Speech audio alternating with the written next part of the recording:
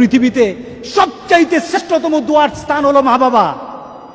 ওই মা বাবা যদি হাত পাতে আরশ পর্যন্ত পৌঁছে যায়, ওই মা বাবা যদি বদদুয়া করে, পৃথিবীর সব তীর সব টার্গেট মিস হতে পারে, কিন্তু মা বাবার বদদুয়া কখনো মিস হয় না, কখনো মিস হয় না। আর সন্তান মা বাবার জন্য যখন দোয়া করে, পৃথিবীর কোন হুজুর, পৃথিবীর কোন বুজুর্গ ব্যক্তির দোয়া কবুলের ব্যাপারে সন্দেহ থাকতে পারে, কিন্তু সন্তান যখন মা বাবার জন্য দোয়া করে, এই দোয়া আল্লাহ ফেলে দেয় না।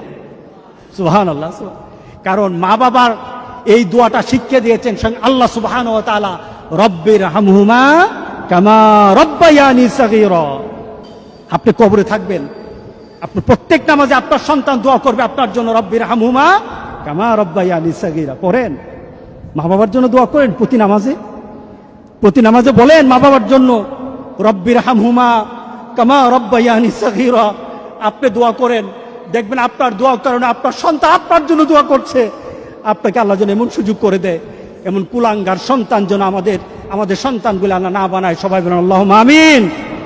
আপনার দালান, আপনার বাড়ি, আপনার সম্পদ, আপনার ব্যবসা, আপনার পৃথিবীর প্রতিপত্তি যত কিছু আছে, সব আপনি দুনিয়াতে ফেলেই চলে যেতে হবে, কিন্তু সন্তান কিন্তু আপনাকে ছেড়ে দিবে না।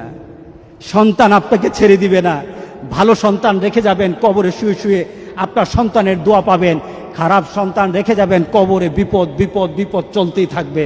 আল্লাহ আমাদের সবাইকে হেফাজত করুক। আমিন বলি, আমিন বলি।